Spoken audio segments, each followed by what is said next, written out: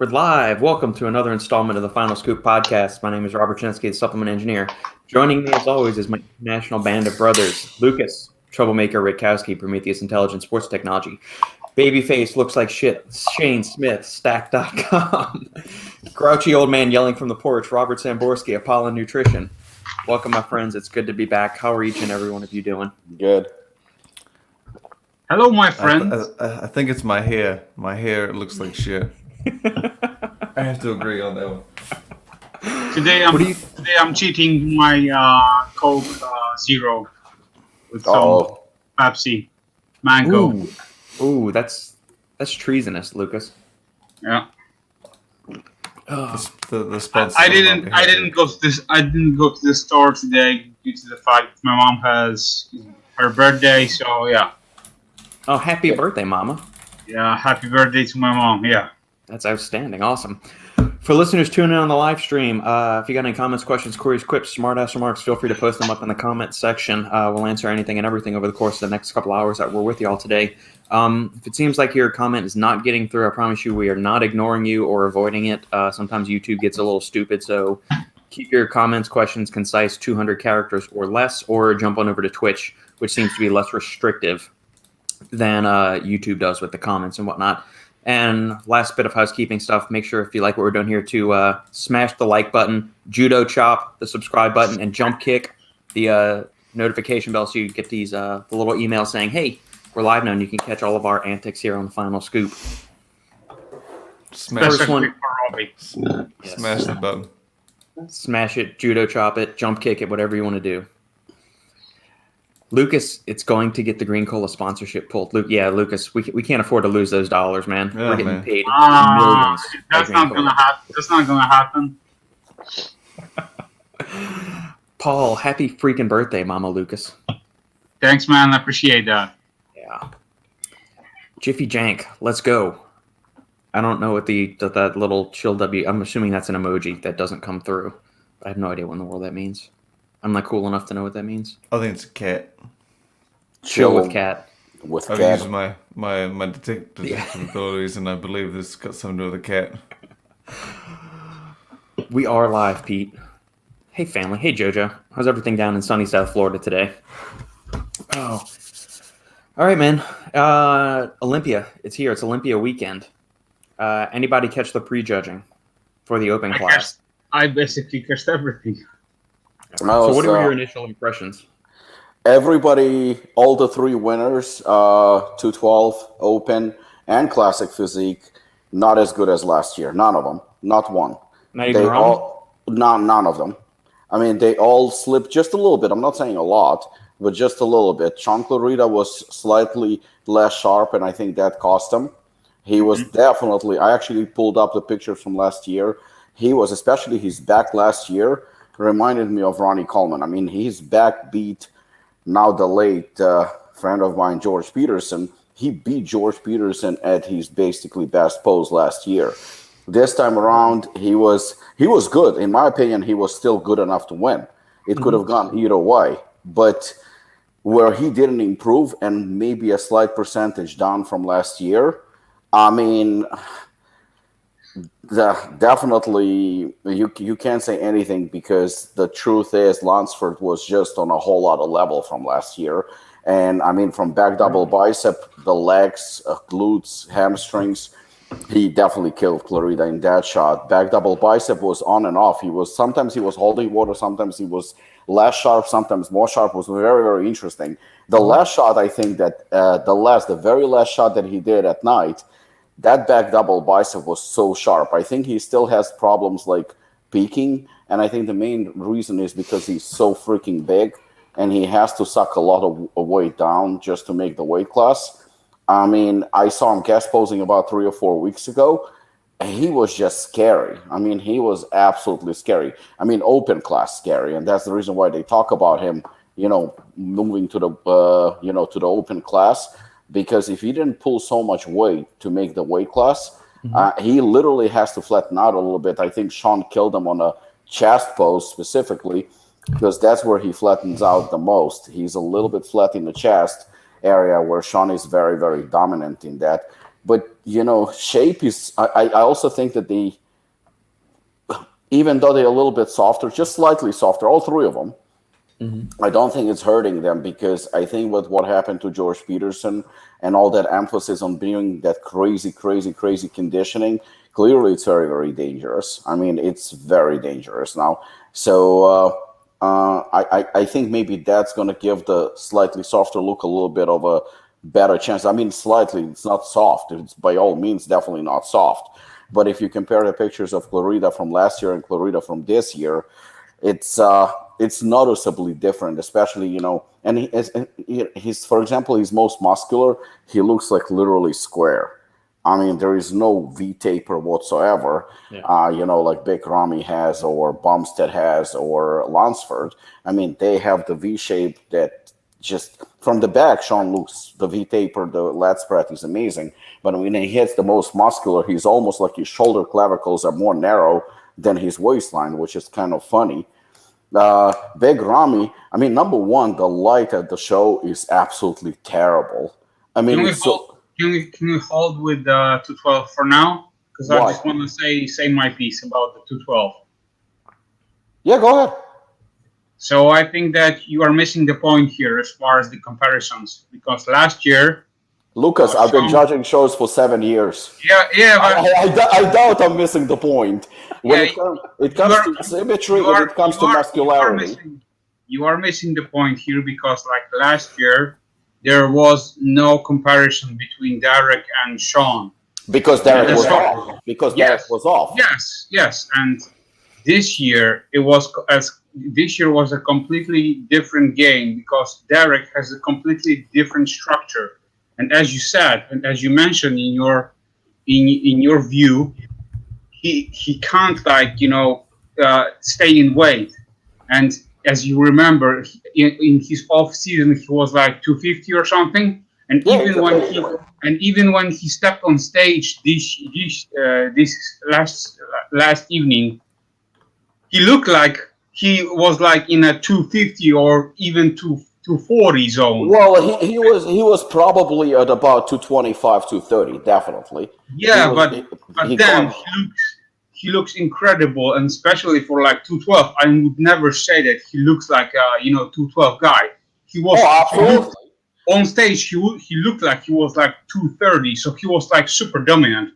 But at the same time, as far as conditioning and structure, he dominates Sean. So when I thought Sean was a little bit more conditioned, a little bit. I still think that Sean could win this. Oh, he could. But when they compare them both, together, side by side, Derek was dominating him on every pole. Oh, absolutely. There is no. That's the thing. Like if you go to today to the morning's Chris Bumstead, right, against Terrence. Terrence Ruffin, his conditioning is definitely sharper than Bumstead. Yeah. Definitely, there is no doubt about it. But Bumstead can be slightly off, which he is. He is slightly off from last year. Because last year everything was just popping. But even slightly off Bumstead, I think beats Ruffin. He still beats him because he just takes too much space. He takes too much space, and he's just so impressive. He has his presence. Yeah, his presence, correct. His presence. He dominates. He can stand relaxed. And he just draws so much attention to himself. It's crazy. I still think that, I read your comment where you said that Bumstead wins.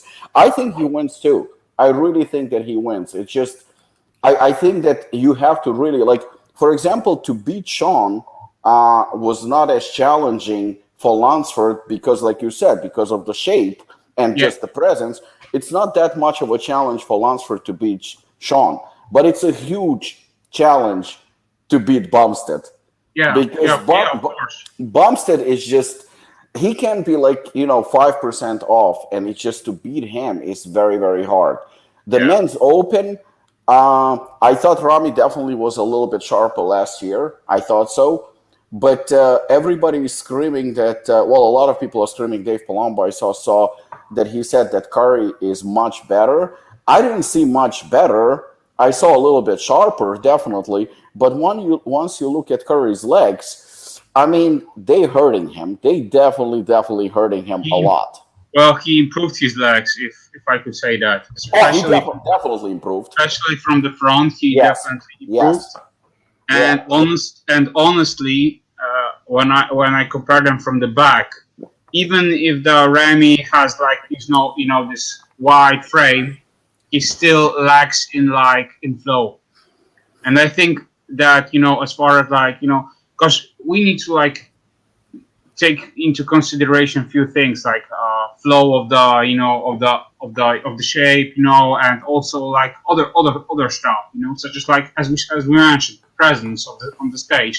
And as you can see, Brandon has this, I would say, this vibe, this something that this look at me, I'm here to fight, and he's not like backing off or anything like that. Oh, no, he was definitely confident. Yeah. He was confident. Yeah. He stood strong, and I think that after prejudging, I'm giving him the first place so far. It could definitely go his way. It could definitely go his way. He's not winning in all the poses, but I still think he's edging Ramy right now. So everything is definitely more conditioned. Ramy looked. There was something. Like I said, I mean, I this is not one category where I'm willing to say 100% who wins, because number one, again, I don't know if you saw the live feed. A lot of people are complaining. The light was absolutely horrible. I mean, it was so bad because, like for example, Hadi. When Hadi came and he was posing, I was like, oh my God, Hadi looks like shit. And then I looked at the pictures. And Hadi actually looked very, very impressive. He was in great shape. It was very misleading. I was very, very torn on Labrada. Labrada, in some shots, he looked great. In some shots, he was sweating profusely. It was just like, so I was confused, but he did look good. He did look good. He looked very good.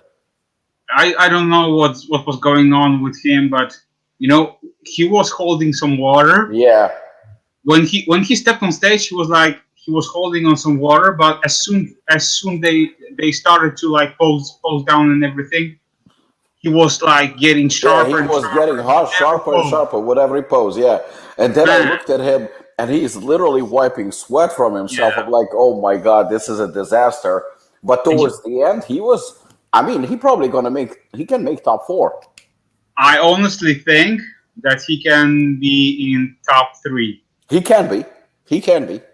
You think he beats out Hadi? Yeah, he can. After prejudging, I think he can beat Hadi. Mm-hmm. He definitely beats Nick, because Nick wasn't as sharp as he was at the Arnold. Yeah, I agree. He had this like when he stepped at first, he was posing alone.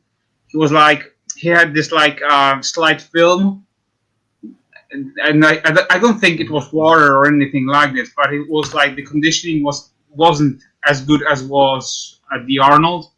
But I still think he will be in the top 5. That's for sure. Yeah, I think he's beating Bonnock. I mean, his most muscular looks so good. I'm such a huge fan of that most muscular shot. Yeah. But from the back, you're right. He looked a little bit softer. It looked also like his upper body in some shots dominated his legs for some reason. I don't know. It like looked weird. And his front lat spread, that's where his waist looks really wide. It was just, he definitely was sharper at the Arnold, but for Olympia debut, that's a very strong showing. Definitely very, very strong showing.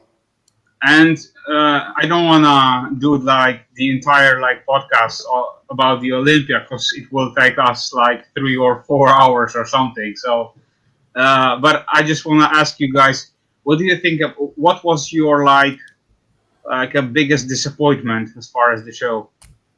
Mine was I didn't watch the whole thing. I watched the night, the night prejudging and final. Maybe I missed it. Maybe I'm not saying that, but I stepped out a few times to make a phone call. But I really didn't see no tribute to George Peterson, and that kind of upset me. Maybe they said something, but it kind of like it almost seemed like they wanted to go away. Maybe they're going to do it a classic physique or something. There was a tribute. Yeah. There was a tribute. That kind of was. what I expected more. But you know what? It seemed like from the far shots, the production was very fancy. It was very, very nice. But the camera, I mean, the light and the fog that they made a lot of competitors look soft and look terrible. Those lights, they have to do something about the stage lights. That disappointed me a lot. And you know what? Also, even though the top two seem like it's a lock between Rami and Brandon Curry, and maybe rightfully so, the fact that Rami is slightly off, something is going weird with his quads also, like something is just off. I was a little bit disappointed that they did not compare him to the other guys. Like, they only brought the two of them and that's it. I really thought that they should have compared them to, I think Labrada deserved to be compared. I thought that Hadi deserved to be compared. I mean, those are the top guys, and you kind of like yelling at just the two of them as if they were, I mean, Brandon Curry probably is the only one from last year who really, really, really is improved. He's a little bit more improved, I think, than Hadi. He's definitely more improved than Bonac. And he's more improved than Rami. Rami kind of like took a little step back. So not to compare to the other competitors in the top 3, 4, that kind of disappointed me, because if you look at 212 division, they were fucking drilling them nonstop. I mean, they put them against each other, swapped them around, and I think it made it more fun, and you can see more flaws. I would love to see Nick Walker against Bonac, or I would love to see Nick Walker even against Rami. Would be fun, and they didn't let us have it.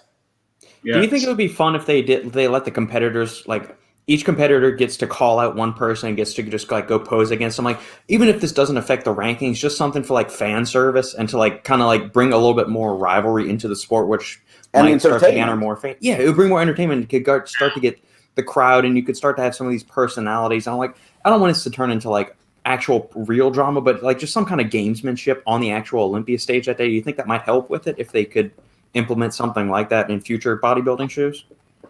You know what? It's for us, like an audience, we always like want more and more and more. We want more blood, and but from the competitor perspective, I'm sure that these guys are suffering as hell, So like every round costs them a lot of effort.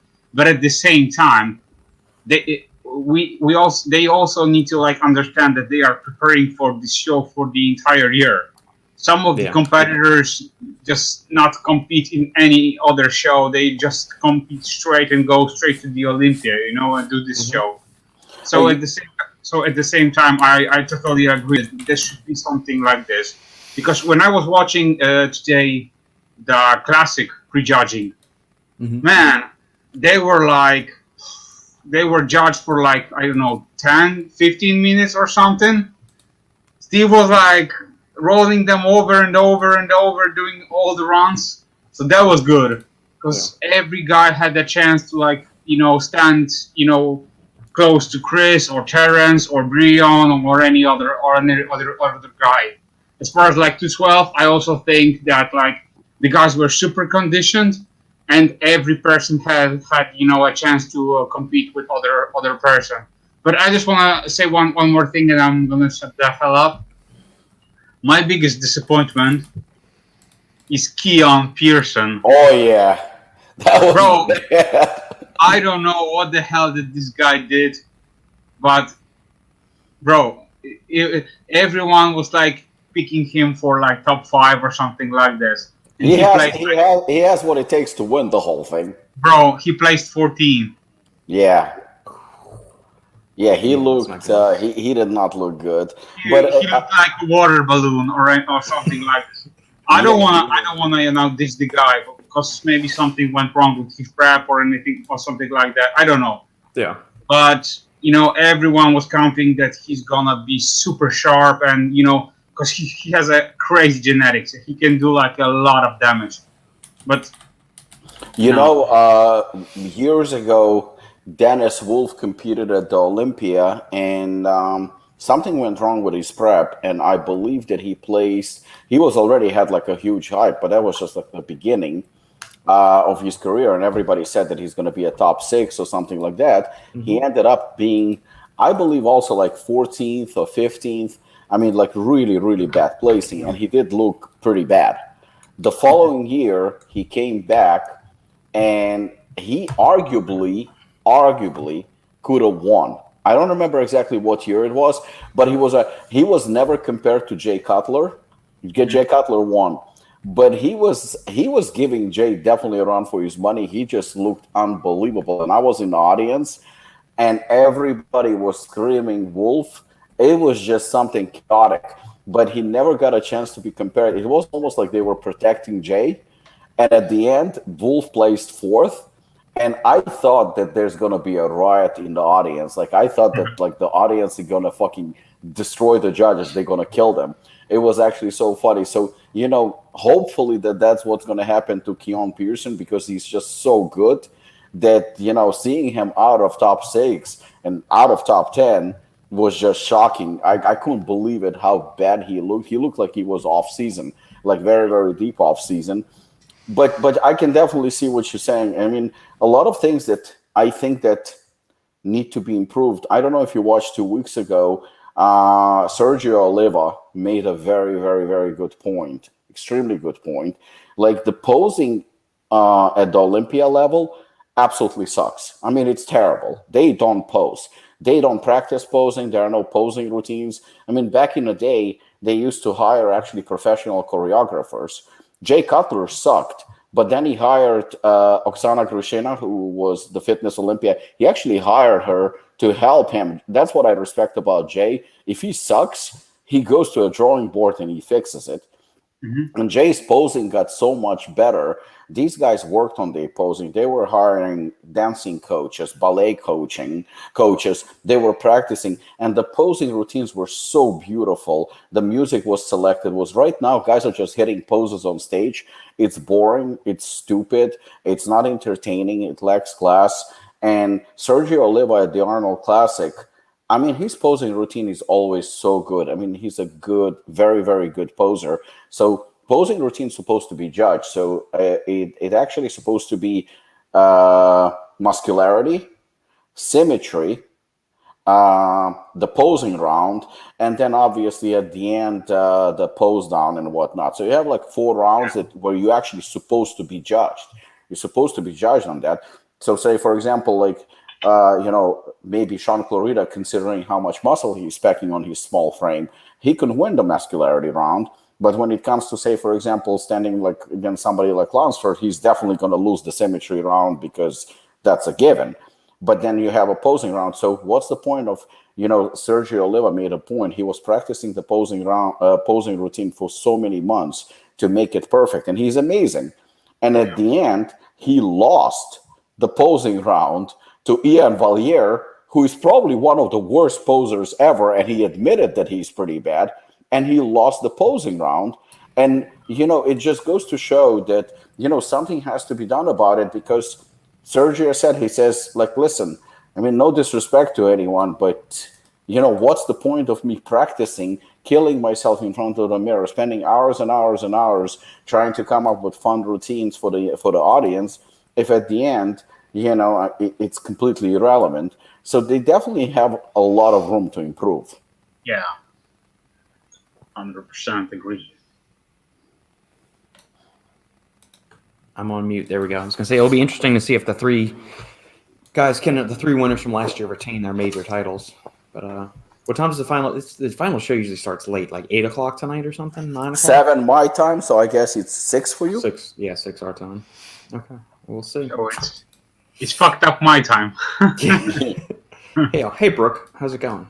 And happy birthday to Mama Lukasz. Thank you, Brooke. I appreciate that. I will pass the best wishes to Mom. There we go. Jojo, thank y'all. Just wanted to say, hey, getting in some family time in and starting depletion for peak week. Good luck with that, man. I know you're 7 to 10 days out. Crunch time. Devin, who's flying on that new overtime right now? This guy is. 8 caps, I hope. Just 4 right now. I took 4. I've got a 5-year-old's birthday party to go to immediately after this podcast. So I'm probably going to hit another 2 or 3 capsules. I know that C-Bomb did "Don't Be a Pussy, Take 2 Scoops." So Robic should do. Don't be 16 a capsules. Take 16 capsules. 60 capsules. Yeah, exactly. I did, I think for 3 or 4 days, I did 4, 6, and 8. 4 was very good. It was very, very, very good. Yes, it is. I was really impressed.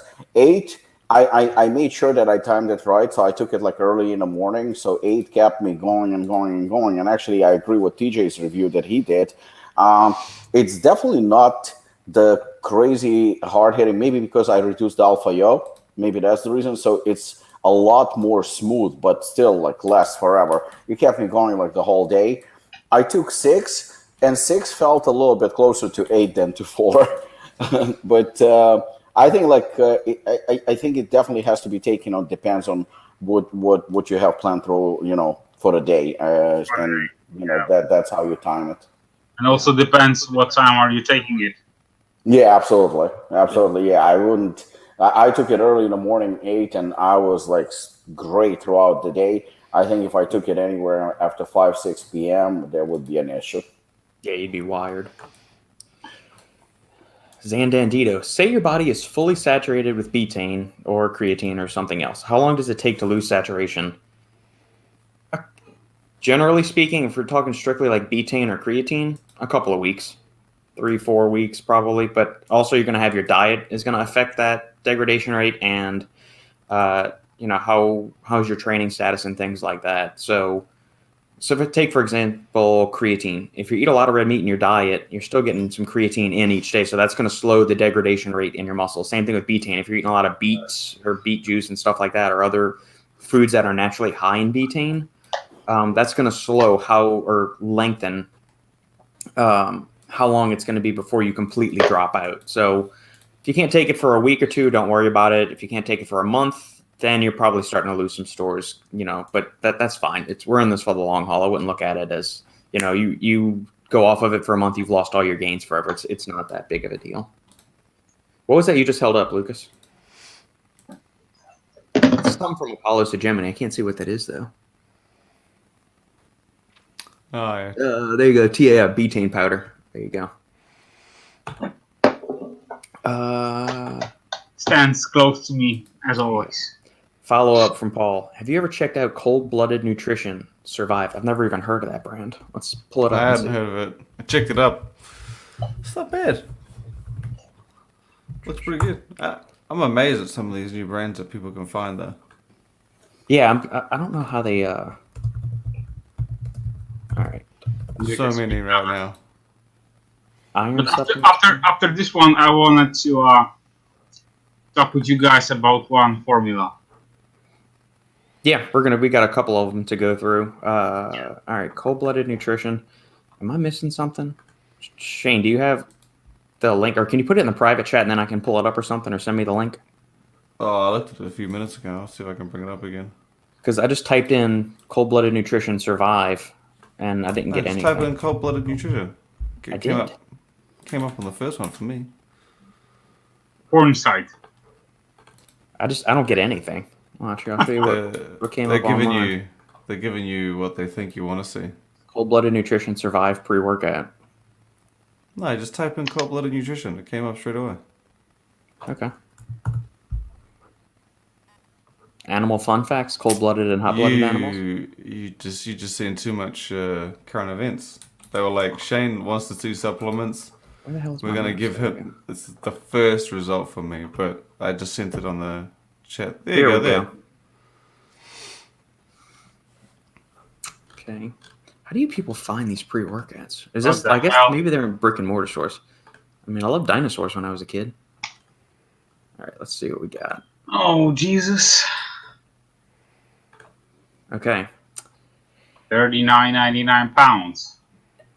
8 grams of citrulline. That's a nice robust dose. 3 grams of tyrosine. Another excellent dose. 3 grams of taurine. Super solid. I think that's the highest dosage of DMAE I've ever seen before. Usually it's like 750, 850 milligrams. Betaine hydrochloride is not the form of betaine you want in your pre-workout. You want betaine anhydrous. Betaine hydrochloride is for stomach issues, digestion stuff. So that's kind of a miss there. Or maybe it's a label typo. I'm not sure.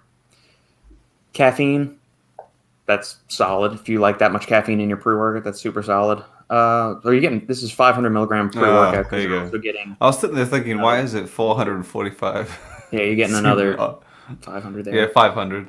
Yeah. Ginseng is good for just like helping reduce stress, just regular energy production, getting your brain wired right. Citrus aurantium at 100. I would like to know what the synephrine content is. Theanine, you got a 10-to-1 ratio of caffeine to theanine, so I don't know if you're going to see much of anything from that.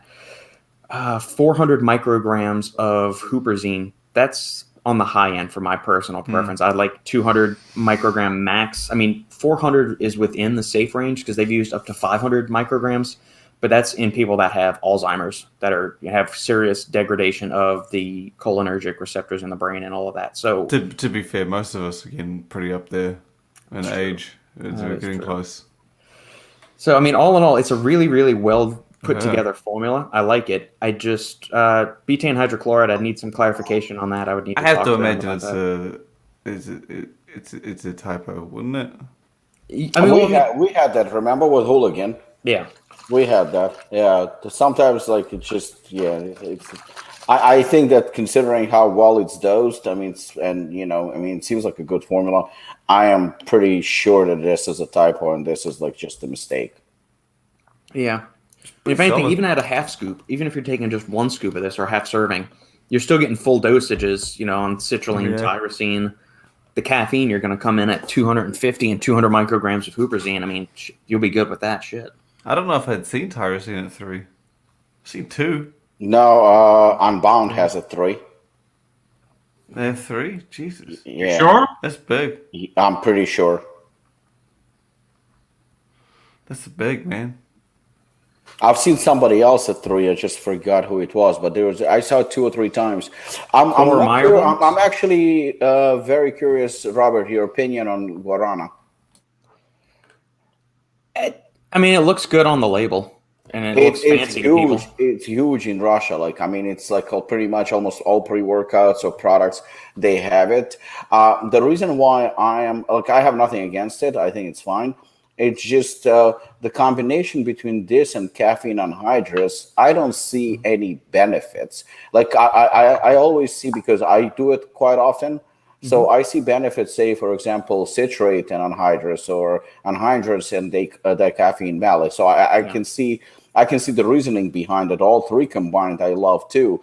But guarana, if it's just for the label and 55 milligram, I see absolutely no fucking point. It's a natural caffeine source, so it might have a little bit smoother, sustained effects, kind of like the natural caffeine from like you get it from green tea caffeine or coffee extract or something. So maybe that's into it. I don't have enough personal experience just trying guarana seed extract at a high enough dosage to get any meaningful amount of caffeine. But I mean, part of it's window dressing. Part of it is maybe they really like the sensation that the caffeine content gives. It's just, I think in a combination, I would like to see the half-life of that, because to be honest with you, I'm not sure. But if it's about the same as caffeine anhydrous, I mean, 445 milligram of anhydrous is going to shit on 55 milligram in here. So it's just going to overwhelm it. And unless this is longer acting, and like I said, I'm not going to lie, because I'm not sure about, like, if it's closer to citrate, dicaffeine malate, or anhydrous. I'm suspecting this is probably more like anhydrous, so that's the reason why I don't see any real benefits, unless it's just window dressing. Yeah, and there might be some other fun little like bioactives, like you might get some theobromine in there, some theophylline or theophylline in there, and some other things that might help extend it or complement it. Kind of like if you drink coffee, that's going to feel a little bit different than if you just drink an energy drink, getting caffeine that way. So there's some other fun little bioactives at play that might have an effect. I don't know 100%, but yeah. I also heard that, in Russia, due to the restrictions and regulations as far as the caffeine content of some products, they also try to use guarana and hide, the additional, caffeine content. So on the label, makes sense.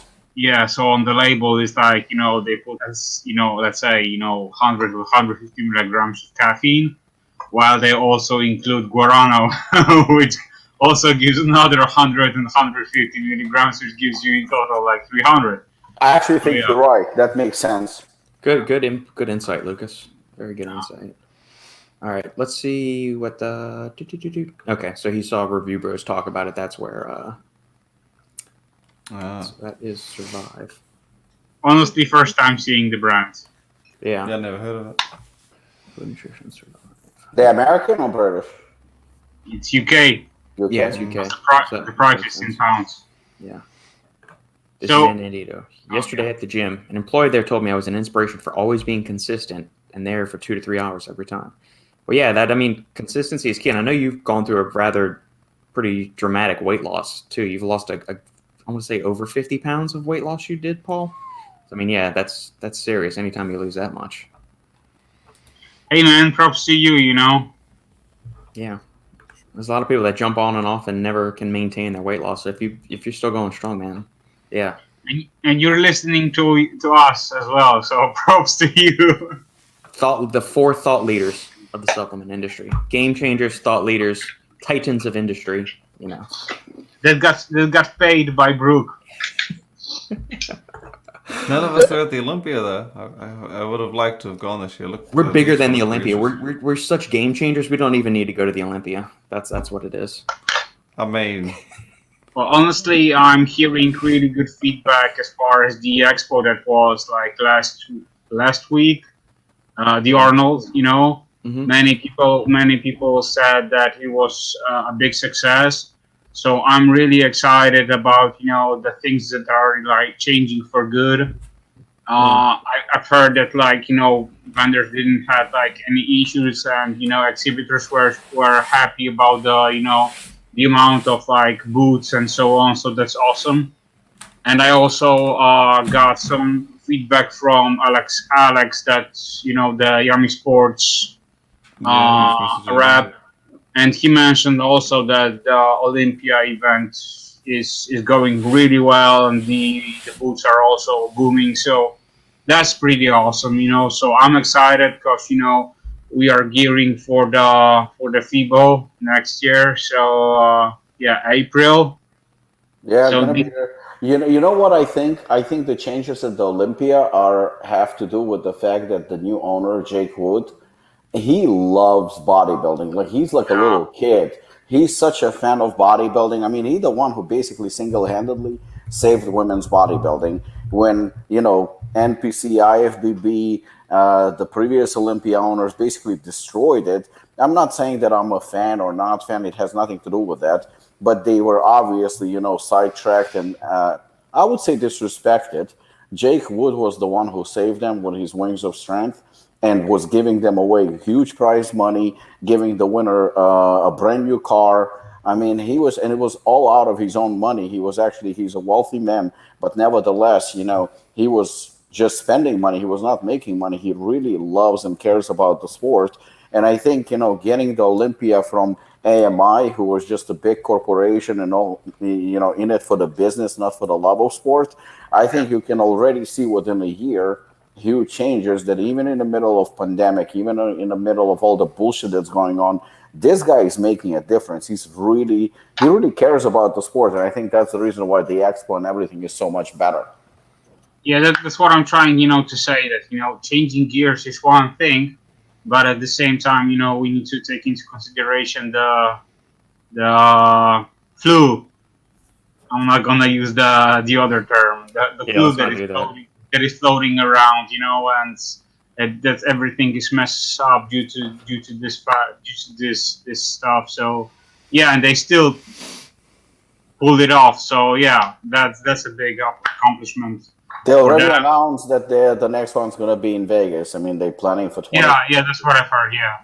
They're already working on it and everything. I mean, they relentless. They really work hard. They're promoting it well. I mean, this is the first time, really the first time, that the tickets to the finals were actually sold out, weeks before the event. This hasn't happened in many, many, many years, despite the fact that they always were lying that the event is sold out. I was there. It was never sold out. You could get tickets anytime. There were available seats and everything. This time around, a friend of mine actually texted me, and he wanted to get tickets last minute. They were completely sold out for the finals, and that's good. That's great. Yeah, and the purse is the biggest. Yeah, since I don't remember. Yeah.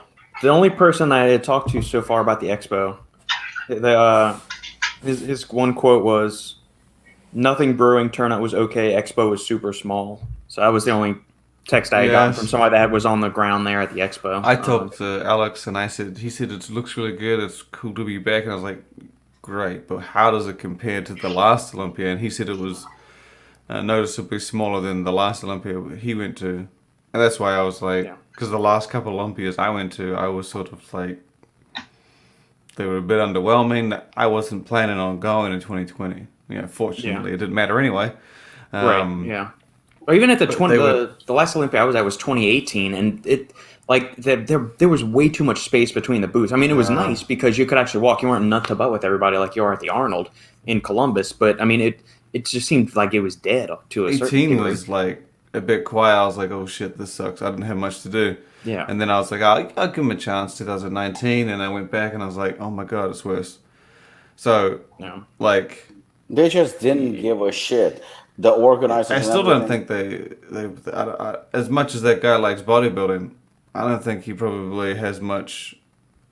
I don't know if he's gonna be like, okay, we really need to jack up the Olympia Expo. I don't think he probably cares too much about that. I noticed the changes in the bodybuilding, but based on like the Expo, it just seems like the same thing. Just in you see, the thing is, what draws people to the Expo. And to the show itself. Well, number one, people like, for example, if you have a show in Vegas or, people go for the weekend and it's fun and all that. But at the end of the day, and this is what I noticed, I mean, my first Olympia was 1998, but it was in New York, so it doesn't really count because as far as I remember, they didn't even have like an expo. It was just like a few booths. But the next one, 1999, they had a huge expo at the Mandalay Bay. At that point, the Olympia was still owned, I believe, by the Wheaters. They sold it a couple of years later, like maybe 3 or 4 years later, as far as I remember.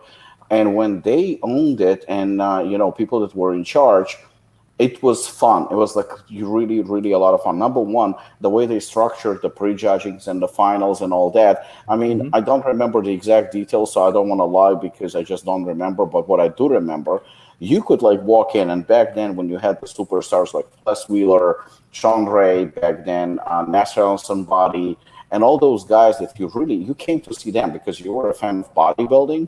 You really didn't give a fuck that much about the expo. I mean, like the supplements and stuff like that, because everybody just wanted like free supplements. But you're really there as a fan of bodybuilding. And when you would go to the expo, all of the guys that were competing were there. All of them. All of the guys were there. You could take photos with them. I mean, there were huge lines to take photos with them. And it was just the whole vibe they would bring because it was at Mandalay Bay. So I don't know if you remember, but Mandalay Bay has like a fake beach. They have a pool with a fake basically beach and sand and all that. So they actually duplicated a version of a muscle beach. So they would bring equipment, like workout equipment, and you could actually work out, and it was just so much fun. And the press conference was in a huge hall, not like the one at the Orleans where they had like this little tiny fucking room that just had no space, and you had to come in and stand in line for 3 hours, and it was a question mark even if you're gonna get in there because it was just tiny, tiny room.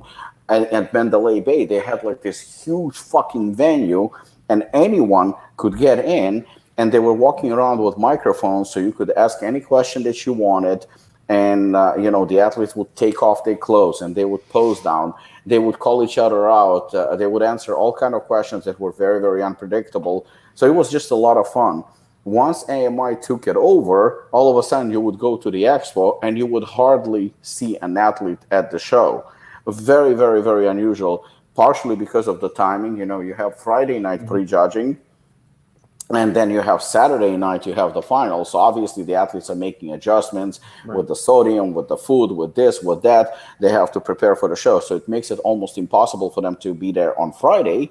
And it makes it almost impossible for them to be there on Saturday unless the supplement company makes them, makes them be there. So you come to the show, to the expo because you want to take a picture with somebody, and the athlete is not even there.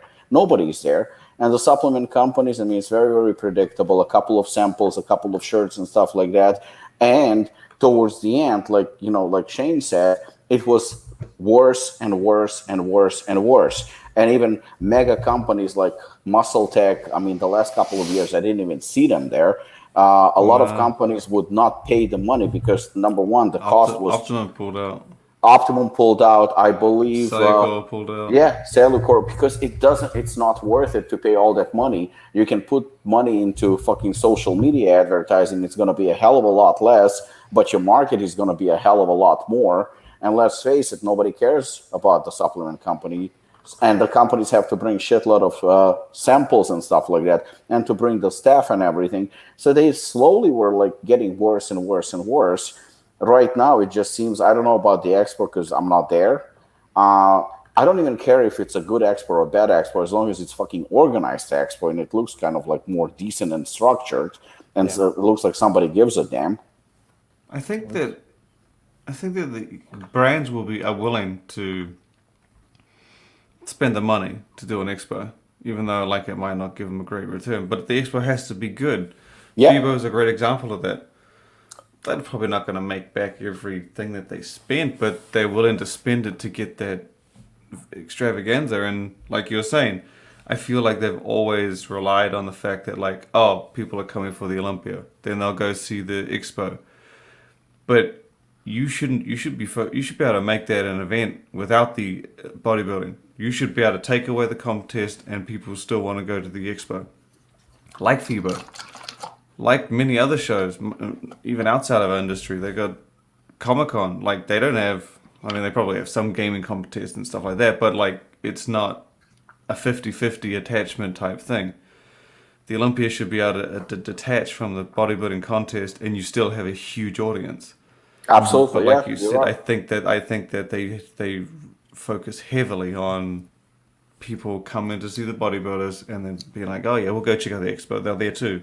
You're absolutely right, because if you are a supplement company and I'm running an event and I'm telling you, well, you have to pay me X amount of money and you can have a table here, you pay me X amount of money and your table is going to be better, but at the end of the day, if I take your money and then basically obviously seem like I don't give a fuck about you, I'm not trying to help you, I'm not trying to like make it better. I mean, at the end of the day, it's the same as going to a restaurant and ordering a steak. You would like not only a good meal, but you would also like a good service where somebody actually helps you to promote your business. I mean, I'm talking, of course, about the Expo, but not just taking your money. Like I said, I've never done an Expo at those events. Just I didn't see a reason to do it, especially of the horror stories that I heard the last couple of years where, like I think I was told at the Arnold Classic, they take your money, you ship your shit and everything else. And then when you get to the venue, they let you go only to a certain area.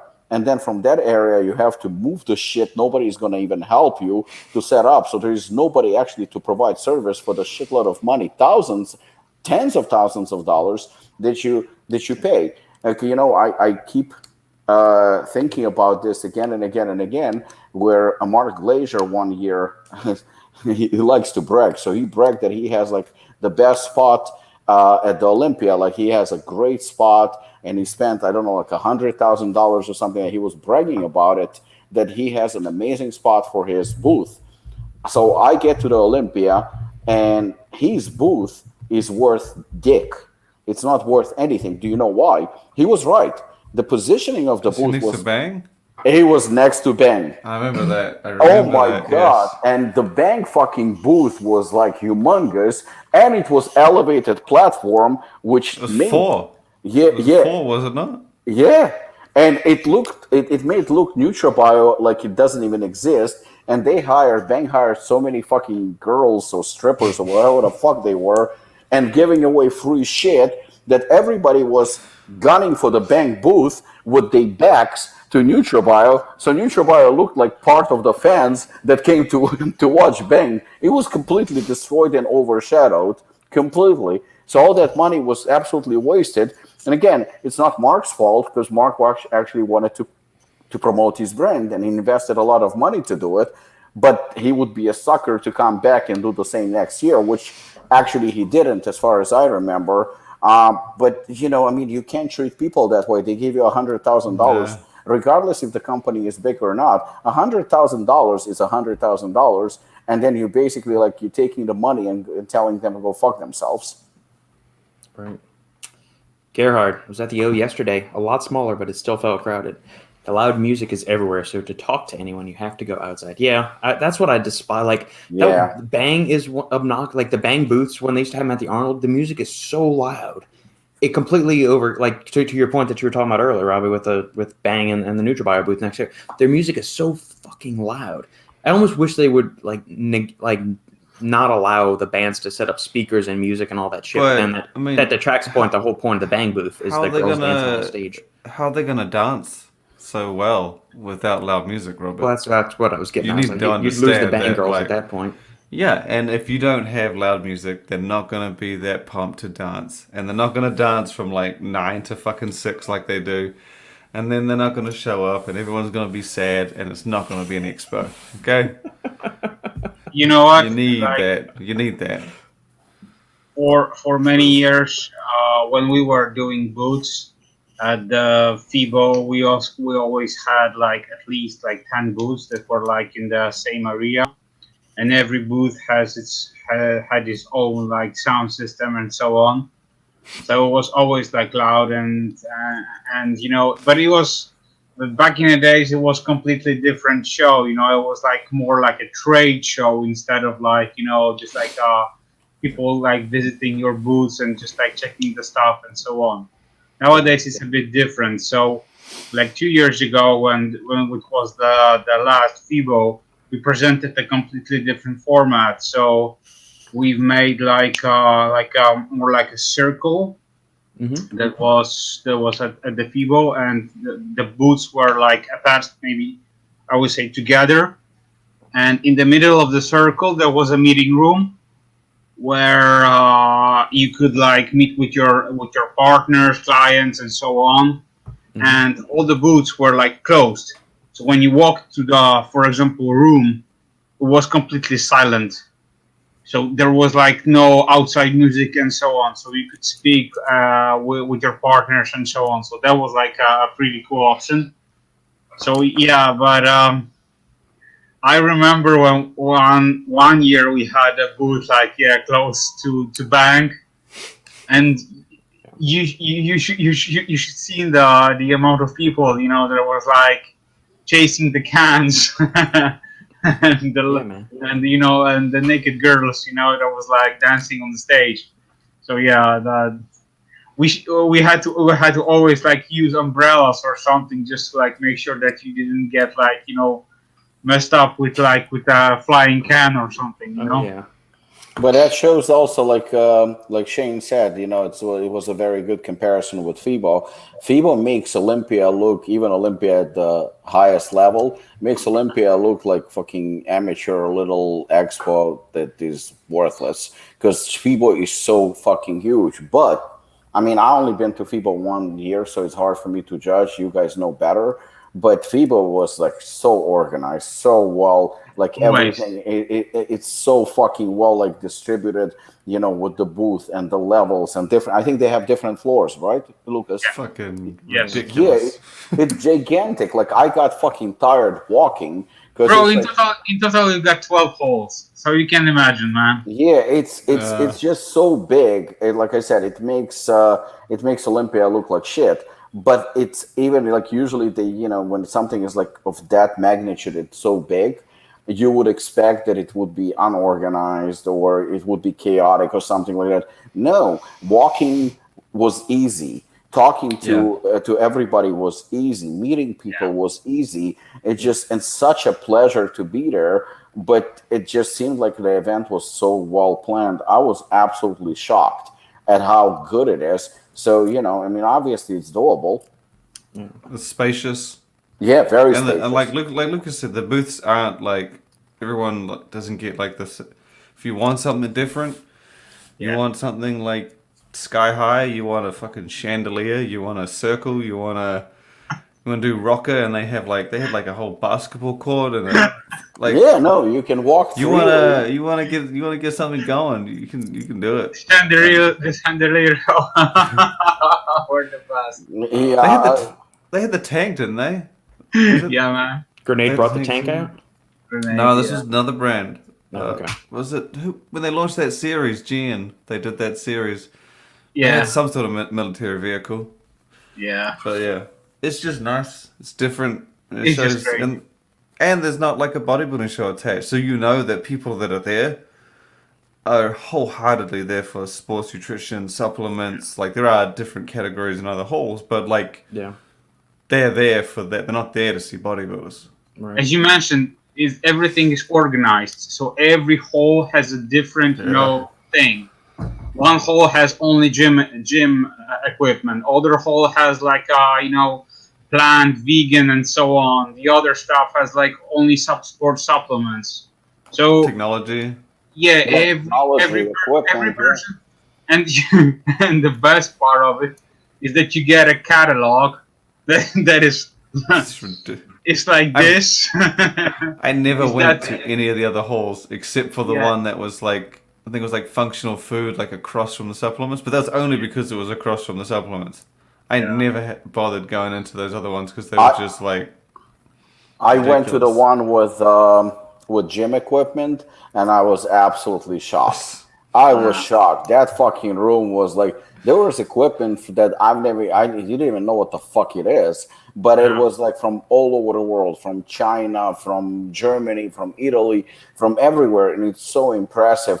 And you would think, the gym equipment's going to take a lot of space, which obviously it does because it's fucking gym equipment. Yet it felt so spacious. It felt like absolutely no problem. You can walk.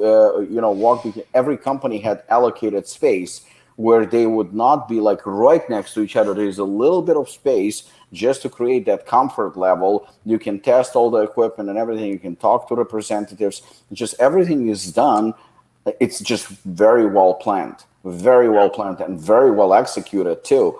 So, that just shows to me that it is possible when you actually show that you care. And again, Shane pointed out, this is specifically for that. There is no show associated with it, nothing. So people are literally flying from all over the world, not just from, that represent the companies. And obviously people want to see this because people from all over the world are actually coming specifically for that. Not to see anyone flex or beating each other up, just to see this great expo. And I think that even if you don't own a company or anything like that or not associated with a company, this is a great time. Great time. I mean, you'll enjoy it. 100%. Marcus Rule was there though. Yeah, Marcus Roll, and he had a fucking line. He always is. That line was huge. I was considering that he's from there. And the best part is that the motherfucker is like, 60 years old or something, and he's still He's been around a fucking while. It was crazy because he launched his supplements. He bought his supplements the last time I went, and I was just trying to get to the supplements because he had a new flavor there, and I was like, oh, can I just get? And like they thought I wanted to see Marcus, and I was like, no, because the line was just for him. There was nobody in the supplements.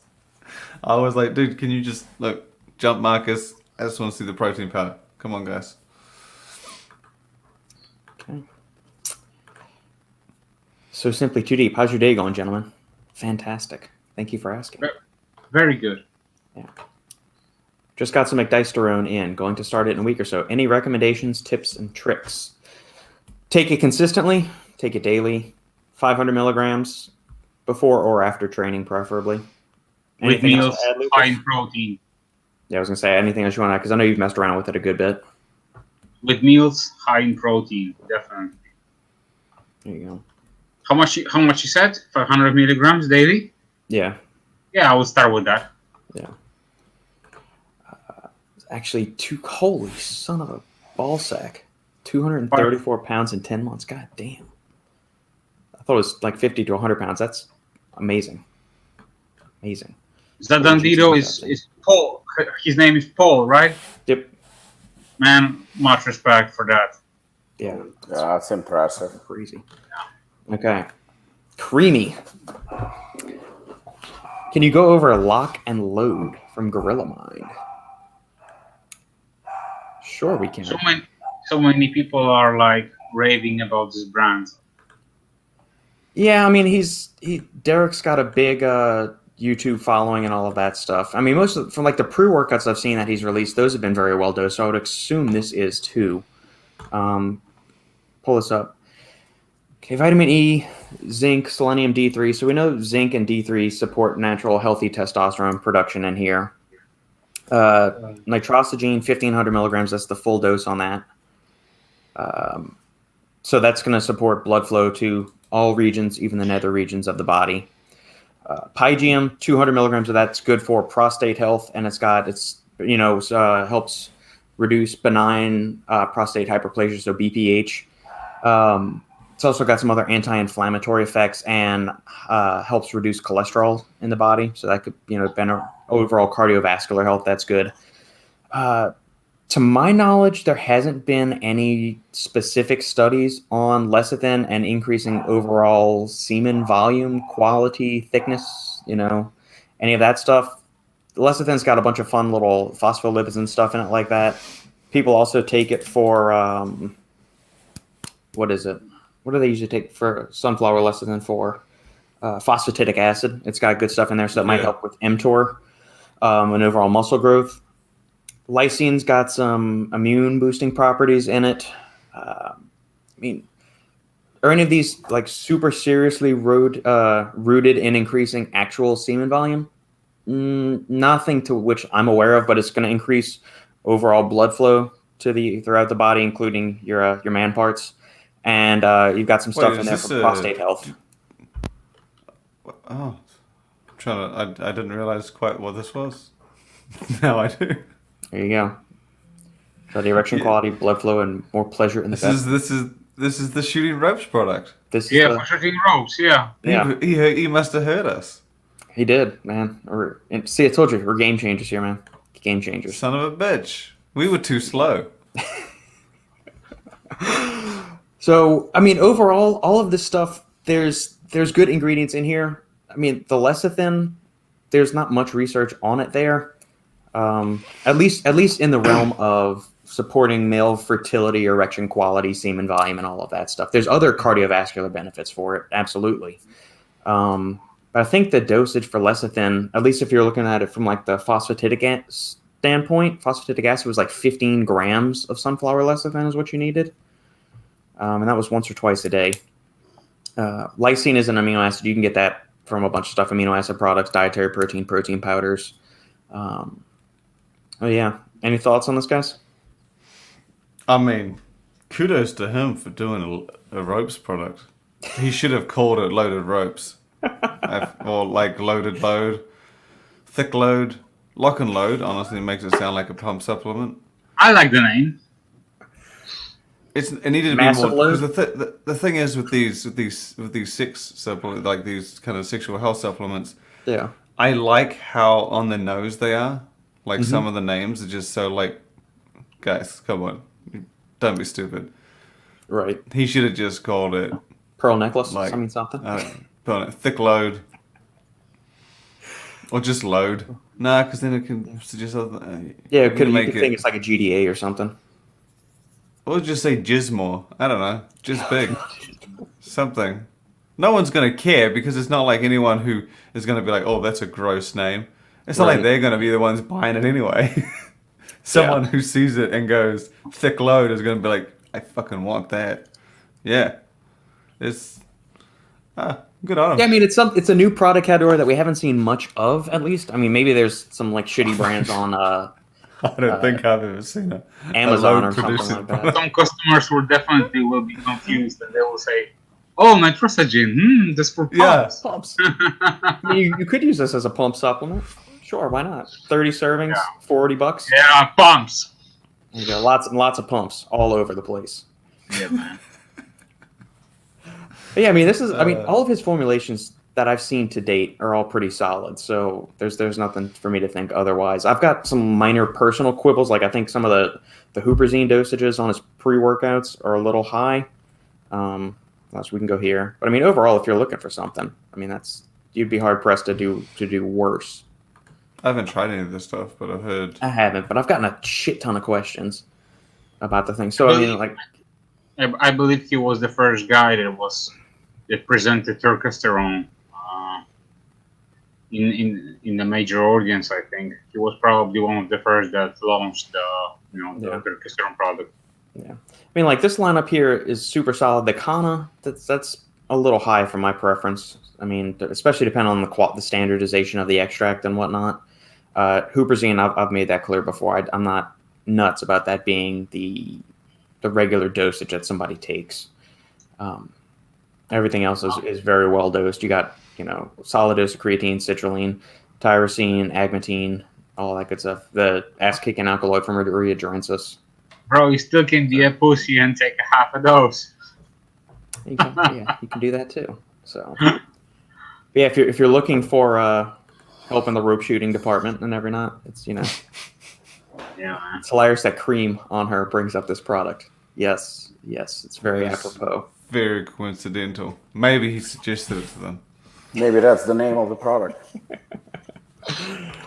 The innovation is real.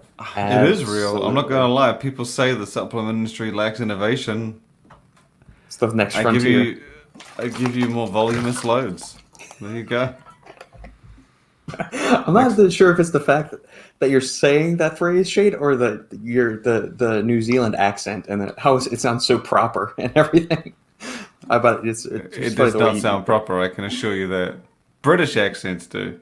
Mine does not. Lukasz, you said a little while back, maybe 15 or 20 minutes, that there was a product you wanted to go over. Was that one of the ones that was in the feed that we were talking about, or is that a different product? We are all in, right? So let's. Oh yeah, the mutant one. Let's give it a go. Okay, I got it pulled up already. And we've, it's. I guess we can start off by saying, like, we've dumped on Mutant before about having some, like, really shitty underdosed, like, prop blended stuff, and so I pulled this one up, and this one actually looks fairly decent. So you want to take the lead on it, Lukasz, since you wanted to discuss it? Just like read and let's give our feedback. The first thing I should note though is I don't know if there's a mistake, but if you go down, I posted about this. So they have a full size tub with 18 servings, which is $50. They also have a trial size tub that has 6 servings for $5. I cannot figure out. So if you buy 3 of those trial tubs, that gives you the same amount as a full size, but it's only $15. Yeah. So I don't know if this is like a limited amount of trial tubs. Maybe. Because it's only in one flavor, but I was like, that is a ridiculously good price. Yeah. $5 for 6 servings, and I mean, shit, you could get. I don't know, but I thought that it might get changed after launch. But for what, 6 servings of that, I thought $5 was a pretty damn good deal. Yeah, absolutely. Less than $1 a serving, and for some quality dose stuff. So let's run through it. 2-1 citrulline malate, so 4 grams of L-citrulline, 2 grams of malic acid. That's fine. That's well within the studied range. 3.2 beta alanine, solid. 3 grams of creatine monohydrate. Yep, another good solid. That's the maintenance dosage of that. 2 grams of betaine anhydrous. I mean, you could say that it's 500 milligrams off. So instead of 2.5, you're getting 2,000 milligrams there. Gramataurine. Yeah. Gramataurine, 150 of LF-ATP. I love that ingredient. It's a good dose on that. I think you could do away with the BCAAs. I don't think you really need that in a pre-workout. I don't understand why the BCAAs are in this formula. Yeah, it's wasted money and waste of space. Yeah, basically. Exactly. It's to bulk up the scoop size. Let's be honest. That's why it's in there. Yeah. Take away that stuff and put a full 2 or 3 grams of tyrosine in there. I think that'd be better. Or increase, for example, the amount of citrulline. Right. Yeah. It would be much better. Or you could do it even to spin on another way. I mean, put some polyphenols in there, like grapeseed extract or pomegranate or something, if you want to get yet another pump pathway in there. Yeah. Bulk up tyrosine. Do that. The BCAAs, just get rid of that. Caffeine, you're getting a total of 320 milligrams. That's more than adequate to get your motor going. 250 of theanine. I don't like that at all. But that's my personal preference. You know what? When Shane posted the formula first, I was like looking how much did they include like theanine, and when I saw that this amount, I was like, man, why the hell they included like 250 milligrams of theanine? It's just insane. That just seems like such a weird number too, because usually it's like a 1-to-1 ratio of caffeine to theanine, or a 2-to-1 somewhere, like 2-to-1 theanine to caffeine, because that's where some of the clinical studies are, or just the opposite of 2 caffeine to 1 theanine. This is just kind of a weird ratio of 320 to 250. I don't get it. Yeah, I don't either. I would do like 100 milligrams of theanine, and for example, added like 500 milligrams of GABA. That will be a great option. Maybe I don't want inhibitory like calming stuff in my pre-workout, and that's just me personally though. 100 micrograms of huperzine, solid there. And that's another thing that's, I guess, you got some huperzine here, but you don't have any actual choline donors in all of this. So, I mean, you could rip this out, put in some CDP choline or alpha GPC. Bioperin, that's fine. Real hydration.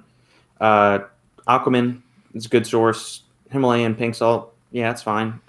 This is kind of disappointing. The magnesium oxide. So you're getting 60% magnesium of this. So, but then the oxide only has 10% bioavailability. So you're getting, 12 milligrams of actual magnesium. What's the point of adding? Hold on. Can I say something? Yeah, sure. Go ahead, Ron. Okay, so we were like, not we, fuck you, it's you. You were kind of impressed with this formula. You said decent, blah, blah, blah. So actually something that Shane taught me, because he was the one who pointed out months ago about extreme and stuff like that. And I actually agreed with him, where he said, extreme is basically, I think that was when Unbound came out. And he said extreme is basically hardcore. I'm sorry. Yeah. Hardcore, it has to do with, depends on what brand it is. So like hardcore Cellucor, it's hardcore to them, but it's not hardcore in comparing to Apollon or Performix or something. Valid point, no doubt. And this, I think, fits that profile precisely. So the reason why you were, I'm not saying impressed, but you liked and you said it's kind of okay, is because compared to Mutant, the previous, this is fucking phenomenal. This is work of art. Correct. Yeah, and that was my whole point with this. Yes. Now, let's be totally honest. If we saw this in comparison to Apollon or Morphogen or anyone that actually does things right, this is complete garbage. Number one, this is 18 servings, not 20. It's 18. Then you have dosages that are all over the fucking place. Theanine, come on, and then you have, like you said, there's no alpha GPC, there is no CDB choline, so the whole huperzine thing is kind of out the door. Then you have BCAAs, which is completely irrelevant and completely unnecessary in this whatsoever. Then you have tyrosine, like you said, it could have been higher, it should be higher, because this is like, really not that impressive. Well, it's got 600% more than this one does, though, Robbie. Or yeah, no, 200%. So we're looking at it from every perspective. Then, of course, like you pointed out, to magnesium. So for Mutant, well done, great job. You finally fucking upgraded for your shitty products. But from an average perspective, this is that's pretty much it. And it's only 18 servings. Which is for $50. This is not worth $50. I mean, the deal that they're offering, what Shane pointed out, that's a good deal. Yeah, I thought that was ridiculous. If that's not a fucking mistake or whatnot, then. But then I feel like maybe the $50 because you are buying straight, and I know Mutant has like crazy good distribution, so I wouldn't be surprised if it's not, like if it's maybe below, like if it's more closer to 40 in retailers, I guess. Yeah. Or maybe there is a limit on the like a sample pack or something. Those trial packets, I reckon they've got to, like if they haven't changed it. Yeah. Like they're probably flying. I think they must have like maybe only maybe a small amount because it is Yeah. only one flavor. Maybe try, but I mean, from a formulation point of view, I mean, like you said, the money that they spend on BCA, I mean, it's not expensive, but I mean, that money could easily have increased citrulline a little bit. Not that it's necessary, but it could have, and it could have increased tyrosine a little bit. It just could have been a better formula without BCAs, and they would still be within the range of money that they wanted to spend on a pre-workout. Absolutely. So this could have been a lot better for the same money spent. Again, kudos to them for improving on what they used to make before, because this is, I would say, even a huge step up from the previous versions. But yeah, it has quite a few holes, and I'm still puzzled on that trial. I mean, that's a little bit kind of like miscalculated. It's Robert, good for the consumer. Robert, can you pull the Chris Bumstead latest formula, and you will notice one thing. These formulas are pretty similar. Yeah, I was gonna say the really? other one I was actually Because Chris didn't include BCAAs in his formula, and his product is way better than the Mutant. I was gonna say that actually reminded me a lot of pre-gym, because if I remember, pre-gym also has BCAAs as well. Take a closer look. It's eerily similar. Yeah, it's really similar, and he made a much better option because his theanine content is way lower. Plus, he included some alpha GPC and other stuff. The L-tyrosine is also higher, and in my opinion, it's way better. Plus, he's using like the L-citrulline instead of like malate, which is way better. So, and the dose is just pretty good. So yeah. Robert, what do you think on the bitter orange dosage? I mean, you go and look at the actual studies on synephrine and bitter orange extract. They're getting 50 to 100 milligrams yield of active synephrine. So, this is what they could get. It just, it's low. You're getting 6 milligrams of active synephrine. You're getting some of the other fun alkaloids in there, like octopamine and all of those other ones, but the formula is fine, but this kind of this is the only one that I don't like. Yeah, that's that little thing, and then the theanine. Like I said, I'm not. But they've got the 2-to-1 ratio of caffeine to theanine, because you got the dicaffeine malate, so 45 and 260 is 305, close enough to 2-to-1 right there. Everything else is really solid. Yeah, but still. The theanine at least is not that high. Honestly, this formula is fine. Yeah. For my liking, I just would increase alpha GPC a little bit. I would definitely remove bitter orange, or at least replace it with, a solid dose, and I would remove L-theanine. Otherwise, this is pretty good. Yeah. Let me go check something real quick. The synephrine really surprised me, though. That percentage I didn't even see before. Yeah, but still, comparing it to Mutant. Oh, this is great. Yeah. The Chris's formula, in my opinion, is way more superior than 100%. Plus, you know what? As you said, using like BCAAs in pre-workout. What's the fucking point?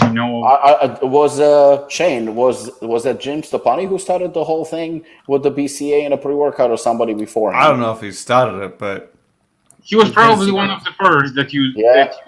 He made it a big focus, and his is like I draw a lot of similarities to the new Mutant product to pre-gym, but I feel like pre-gym is like a little simpler. But but pre-gym, if you remove the BCA, it's actually a decent formula. Decent. If you look at it, it's very similar to that. Really? Yeah, I didn't see that one in years. Yeah, but that's the thing. Jim hasn't changed that for. I don't think he's ever changed that. Right. Oh, that formula has never been changed? Yeah, exactly. Not exactly. really. I don't think he's changed it at all. It didn't make any adjustments to the pre-gym, right? Did he make any adjustments to any of his products? I don't think so. Oh shit. Yeah. You gotta give props to the man who just comes out with a pre-workout. This is what you need for the rest of your life. Yeah, because that's been, I would say, he's probably been around, my guess is about 7 years. I was actually talking about this. I said this to someone. Lukasz might remember. I was talking about top brands I of the remember. decade. Like the top brands for the last 10 years. Because we were thinking about doing something. And someone suggested to me, they said Jim. And I'm like, Jim's not that. I was like, hold on. Jim has fucking been around for a while. I was like, I didn't think they had been around for that long. I think they have. I think they've been around for 7 or 8 years. I couldn't remember. Because I'm like, oh, it was probably like 2012 or 2013. I was like, holy shit, that is 8 years. I think they might actually be pretty, because it wasn't, because Cage came after them. Yeah, I remember I was asking you about, the gym and how long they've been on the market, and you said like something like close to 10 years. I'm like, what the Gotta be. hell? No, wait a second, Shane. They won Protein Wars, right? Sure did. Was it the first time they won it? Yeah. Yeah. Oh, that's funny because they had the Protein for 7-8 years, and now they won it. I still have to give them their ring. Oh shit! Bro, they are milking this cow like hell, man. They the thing with Jim though is like his fan base is ridiculous. The only attractive thing on Jim Stepani is going to be that ring, because everything else is ugly. You know what? I'm totally surprised of how much followers he has. Well, I but was a few years ago, but now I'm like. But at the same time, he built his audience based on like bodybuilding.com and so on. So yeah, I totally understand that now. Someone But was still- telling me he built such a strong reputation because he had columns in magazines and stuff. Yeah. For years and years and years, muscle and and he would say stuff like you need to have BCAAs before during your workout. He would say these things like 6 grams. He would say everything that he's got in his supplements is what he would say for a decade. So when he made his supplements, people were like that followed him were like, oh, he's giving me precisely what I asked for. It's crazy. Yeah, plus Yeah, he yeah. was like a, legitimate, doctor, PhD, right? So people were like, yeah, people are drawn to this that. guy, I this mean, guy, you have this a guy, doctor and muscles. yeah, this guy needs to know something, right? Yeah. I mean, he has that doctor obviously thing going on for him, and then he has those badass tattoos, and then he has also some muscles at least, and then the Freddy Krueger face. It's a fucking perfect package. So I think he has been around for 8 years. Yeah, the company, but he was writing for magazines, I think, for ages. Early 2000s, yeah. Yeah, so he definitely has an established name. Yeah. PhD Fitness, does it say? Yeah, this is basically the same thing that I remember seeing for the first time, probably in 2015 or so. Holy grail of pre-workouts. There you go. He was, he's changed the packaging, obviously, but that's as much as I remember. That's the only thing he changed. Yeah. There he is. Slight revamp. Yep. All right. I'm trying to find out when he actually launched, but I can't.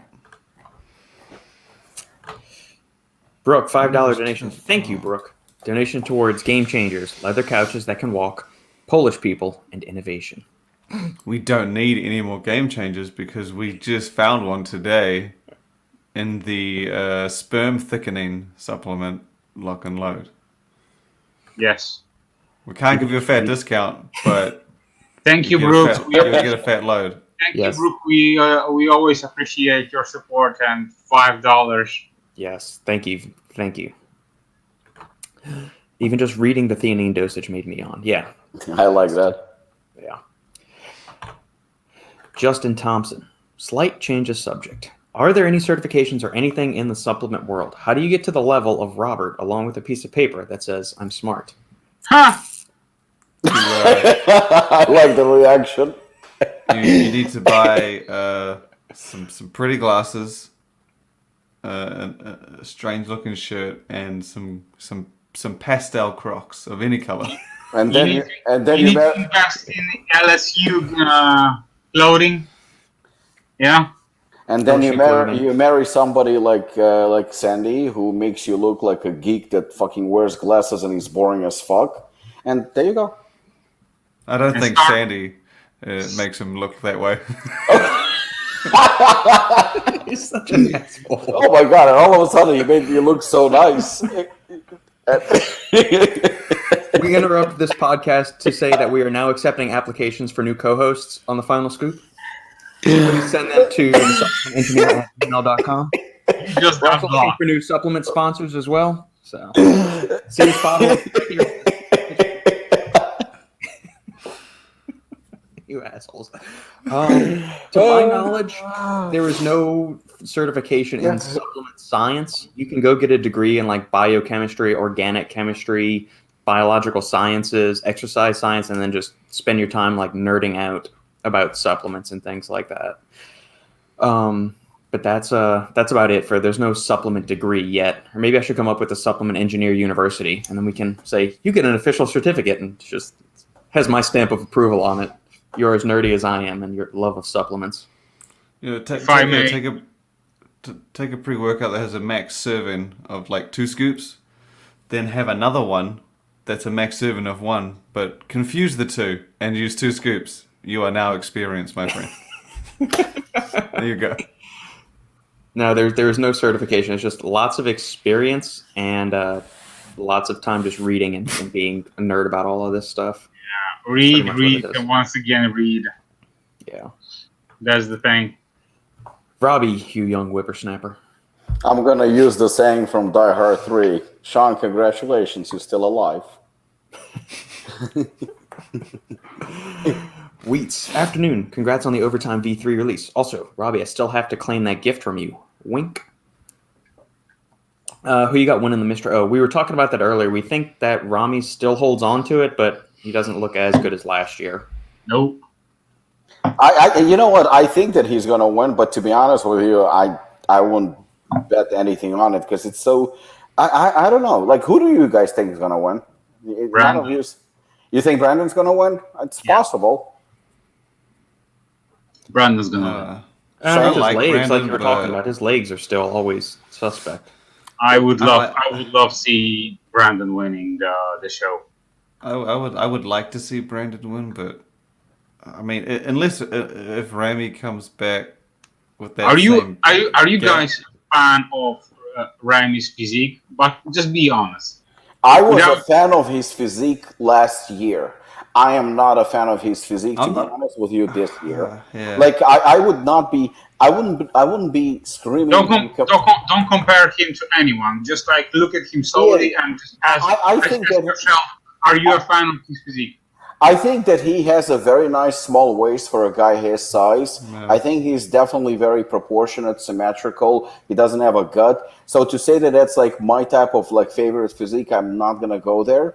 But I like his physique, that's for sure. And when he's in shape, I think that he looks great. Not my all-time favorite, but to be honest with you, even Brandon Curry is definitely not one of my favorite physiques. It's just because I'm all about symmetry and I'm all about like the shape. And I would prefer a shape like, say, for example, of course, if in shape, I like the structure of Lansford. I like the structure of Bumstead. I like when a physique flows together, upper body and lower body. Lila Brada or his son, I mean, definitely both of them, like they have that flow. There's or like all-time bodybuilders, Barry DeMay. From Holland. Those are the types of physiques that I like. But for somebody his size, I think he looks very, very good. But to say that I'm a huge fan, I can't. Like, he deserved to win last year without a doubt because he came guns blazing. This year, I think that he can win. But if he's not going to win, I'm definitely not complaining. Yeah. I don't like the physique, but I can understand how he wins. Yeah. He's I can understand like last year that he won due to the hype and so on and how he presented himself. But this year, hell no. If he closes the gap, I think they'll give it to him. Only still closes the gap. I still think that on stage there are much better guys that has way better flow on their physique, because Rami is just big and he is like overwhelming other people, while he doesn't have this like nice flow that other guys has. That's why I like Brandon's physique. That's why I like what Hunter presents, Ian presents, Nick as well. So that's my thing. I don't think he's gonna win, and I hope he's not gonna win. But that's just me, So everyone is rooting for his own guy. So yeah, may the best man win. He's like, they say, oh, we want big muscles, we want ripped, we want a small waist. He exaggerates all of those things into the one, but it just doesn't look how you'd expect it to look. Well, look, but like he does I said, do everything. If you can find now or later the picture of his front double bicep, number one, he looks a little bit soft. Number two, there's something off with in my opinion, with the right leg. Right leg, on his right. There's just something. It looks just off. Just like I know that he hates when people criticize him on it. And from this year, you mean? Yeah, something is off with that leg. Just the separation. It looks like, and I don't like accusing anyone when I don't know, but it almost looks, and like I said, I'm not stating that it's a fact because I don't know, but it almost looks like an injection went wrong or something like that. Just like if you look at Hadi Chopin's shoulders, they are so weird looking. The bumps on the shoulders, they just too obvious.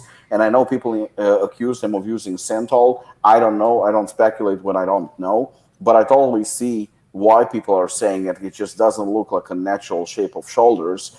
And that's the thing with Rami's leg. It's so big, but it doesn't really separate deeply. Considering, if somebody's in shape and has that much of a mass, the separation should be a lot more visible. And last year he had that separation. This year, especially on the right leg, again, his right, our left, it just looks something, and a few people already pointed out, and to me it seems pretty obvious something is going on there. Whether it is an injection, again, I don't know, so I can't make that claim, or maybe some nerve damage, but something is going on there, and it's pretty obvious, I think. But or maybe he's just not in shape, and that's just the shape of his leg. I don't know. Robert, by the way, get ready for the hate mail. After the podcast, we're probably gonna get banned at the Middle East. Hey, it works. We'll be saying first. all this stuff. Well, I honestly really liked Phil and Roden. I thought their physiques were they were spectacular at their best. That's the thing. We were just. I was telling Marina yesterday because we used to go to every Olympia, like I said. And to me, somebody said actually during the live stream yesterday about evolution, and I'm like, shut the fuck up. What evolution? Ronnie Coleman 15 years ago would wipe the floor with Rami. It would be actually disgusting. He would just absolutely destroy him. So it's not evolution when you can go 15, 20 years ago. And it's not just Ronnie. We can go back to Dorian Yates. Dorian Yates would fucking smoke the entire lineup with absolutely no issues. So that's not evolution when you have somebody from fucking 20, 25 years ago wiping up the floor with the entire lineup this year. Brooke, keep giving me unbiased, truthful info, and I support you forever. Thank you, Brooke. We appreciate it. Plus, Thursday with Supplement Engineer, some of my favorites. Stories Sandy tells. Yes, that's the highlight. It's nothing I do, unless you want me to get angry and yell at people. I told you gotta work on your temper, seriously. It gets out of control. Shane, can you read these for us? Yeah, what is this? What is this guy ranking on? I feel like we need your. Is British. This is not an Australian New Zealand thing. Hello. Get it right. But y'all are all subjects of Her Royal Majesty. Bro is my word. That's where I'm not bruv. That's a side effect. That's a side effect of taking the new mutant pre-workout. There you go. YouTube is trash. Props for the Don Draper drinking the old fashioned. I'm not sure why he's in a Nazi uniform, but that works. I love Mad Men. That is one of my favorite TV shows of all time. I've watched the whole thing through 3 times. It's good stuff. How many seasons does it have? It has 7 seasons. Each season has 13 episodes. Oh, that's it? Yeah, it's great. I love But it. are they those double 45-minute episodes? Yes. Each episode is 45 to 50 minutes in length. It's a commitment, man. That's a commitment. I like my 20 minutes. In and out real quick. My Family Guy, 19 minutes, you know. All right. I feel like Robert needs some props. He even stayed on late on Wednesday to answer questions. Thank you. You're welcome. I'm happy to do it. I'm from DC. Okay, if you have anything useful to add, we welcome that, Grandmaster, as well. Jiffy, Robert, wanted to ask you about supplements you never cycle off. For example, lion's mane. What other nootropic supplements would you recommend that you would never cycle off? You could do something like Bacopa Monieri. That's got some good long-term data, like taking that for 6 to 8 weeks continuously. Helps long-term memory. I would not take Huperzine every day. I wouldn't take any of the Paracetams, Nupept. I wouldn't take that every day. If you're not getting enough choline in your diet, I would recommend taking alpha-GPC or CDP choline every day. L-tyrosine would be good. I don't think I would recommend taking 5-HTP, Cona-Ease, or L-Dopa each day, every day. You want to cycle off of those because over-supplementing with one of those or not supplementing with enough of its kind of counterpart on the balance could really shift things out of whack and actually make yourself feel more depressed and grouchy and irritable than actually helpful or de-stressed. KSM 66 or rhodiola, yes, those are adaptogens and they have their place. Would I take them every day? Probably not, just because if you're having to take a stress-reducing thing every day, to me that points to a lack of sleep or other lifestyle issues that you're just stressed and you're pegging out the odometer and you just need to recalibrate some things in your life. Theanine, you could take theanine every day. There's no issue with that, I don't think, especially for somebody that's a little on the caffeine-sensitive side. Am I missing anything major, gentlemen? Vinpocetine, you could take that every day for cerebral blood flow. That's a good one to take every day, or just any other kind of nitric oxide, polyphenol supporting thing. I like Lock and this. load. What'd you say, Shane? Lock and load. Lock and load. Take that every day. Daily supplement. Yeah. Not necessarily Lukasz, nootropics, but pumping out big loads could boost confidence and make you happy. it's true. Oh, creatine. It's an under-the-radar nootropic, but take creatine every day too. I wanted to say creatine as well. You know what? Another ingredient I've always liked: horny goat weed. Yeah. Not for just Icarin? because, Yeah. just the name. I've always found it. I obviously know that it's related to obviously something else, but I just find the name horny goat weed too coincidental for a lot of the products that you find it in. You see it in mainstream supplements like horny. Tongatali is also very good as far as shooting ropes. Just saying. This is good. Actually, they probably. You know what? Next time you walk past that sex shop, hit them up. Just be like, "Hey, Hey, there you go. you need this because no one else makes anything like this. I can guarantee you that." To be honest, it's a pretty good idea, man. Yeah, we said this. Do you not remember? We said this when that guy asked. It was actually his. It was his suggestion. What supplements to increase your thickness of? There you I go. mean, it's an odd request.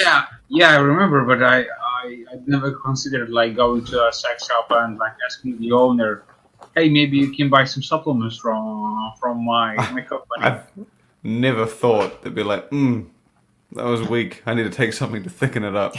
I've just never thought. Like it just seems like such an odd thing. Unless the woman's just like, you know what? That wasn't that heavy. Hit Take me some up of this. for some nice displays. Yeah. Go hit up Gorilla. They have a product for you. I don't even know what to say. Grandmaster, Yeah, don't. you understand though. It's a weird kind of like It is. you go to the gym. I need to get bigger. Give me a gainer or something. At what point would you be like, I need thicker jizz? It just seems. But odd. bro, how many times I've heard for past year, about like people taking Viagra or Cialis before their training sessions, just to like get more pumps and get more swallow. Yeah. Bro, you never heard about this? Yeah, I've heard of it. Yeah. That's some crazy shit, and people are saying that it works like insanely good, because Viagra or Cialis increases the blood flow, so increases Would that give you an erection when going into the gym? I think so, probably. Or like when you start pumping up the muscles, like let's just say you start pumping up chest, would it go down? Would it like go away and then all of it would go into your chest? Or would it just pump up the entirety of the body? I think it pumps up the entire body. Yeah. Interesting. Yeah. I mean, nothing's more distracting and difficult to work around. Bro, sooner or later, Viagra or Cialis will be in every workouts. Just like mark my word on that. I thought that we had seen someone do it. Somebody had just tainted. Did that Russian brand do it? Yeah. Yeah. Probably. Yeah, they have. They sell it separately. They sell it standalone. You can stack it. They probably just throw it in with each order. Before your girlfriend tells you the ropes are not locked or loaded. Yeah, that's what I'm saying. Like, I mean, I don't know. Like, I mean, how many women would be able to be like that? I don't know. Wait a second. But a lot of times you hear like this protein shake tastes it's really thick. Yeah. That's the only thing I was thinking. Taking it to the face. That would be the only time. There you go. So where she would be able to. But that's not common to do. Yeah, number one, you can always presented it. Take it to the face. I mean, some like to consume it. That's going to be the screenshot for this. Is Shane doing this? Some can consume it orally. That's the texture of it. Obviously, that's high protein. But then if you thicken it up, swallowing, it's like probably not the best thing, is it? You don't want it to be I wouldn't know. I wouldn't know. But I'm pretty sure some like the protein nice and thick. I mean, I'm just saying. That's true. And then you can always improve the product, like Glow, for example, by adding an ingredient that is a little thicker. There you go.